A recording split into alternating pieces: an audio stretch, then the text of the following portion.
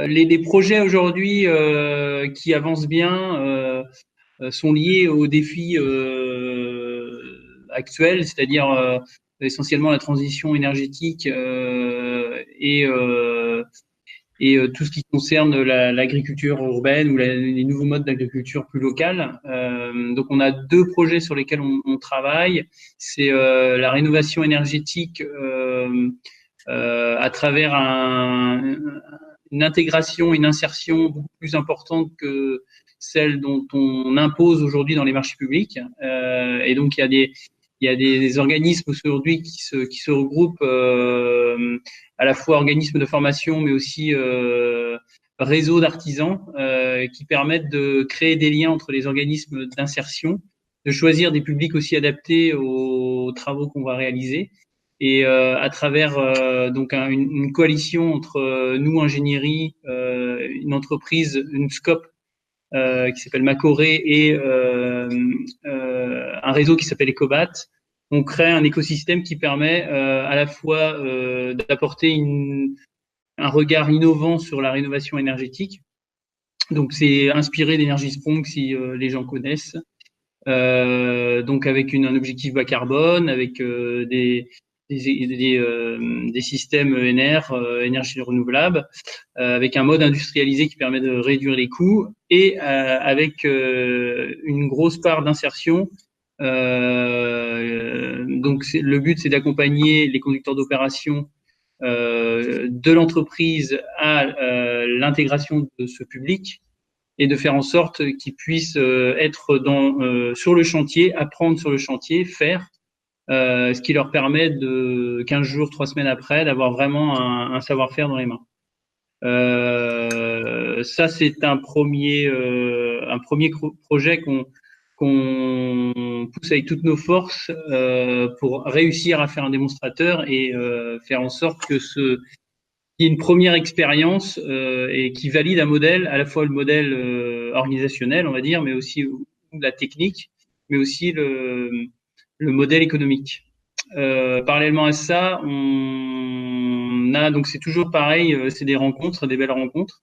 Je pense qu'aujourd'hui, voilà, je pense on ne fait rien tout seul ou, enfin, personnellement, voilà, c'est un peu ma façon de voir les choses. Et là, c'est sur une belle rencontre, c'est-à-dire une start-up qui innove dans tout ce qui est modélisation thermique autour de l'intelligence artificielle. Et au fil du temps, on a discuté, on a trouvé un système de rénovation aussi énergétique, mais qui offre beaucoup plus. C'est-à-dire, on a mis en place une serre qui vient se plugger sur un toit de bâtiment existant.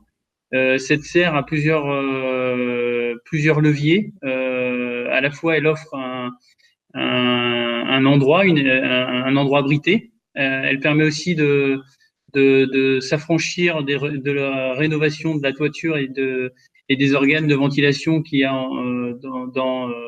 enfin, sur le toit. C'est-à-dire qu'on vient prolonger la vie de ces organes grâce à une couverture qu'on vient mettre dessus.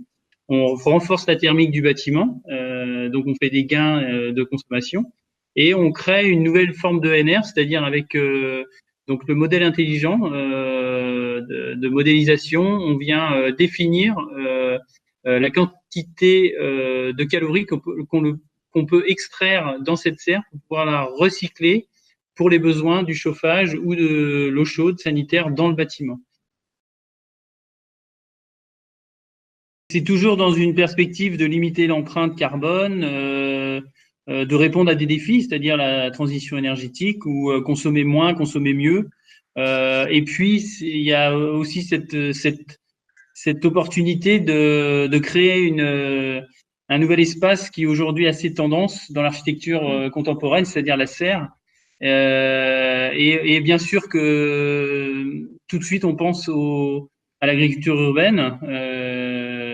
Et aujourd'hui, on réfléchit sur des filières à créer avec un modèle économique qui pourrait se tenir, parce qu'en fait, il n'est pas et ça, je pense que Charles me contredira pas. C'est les cash flows, c'est essayer de faire en sorte d'avoir plusieurs ressources économiques pour rendre ces modèles un peu précaires durables et pérennes. Voilà.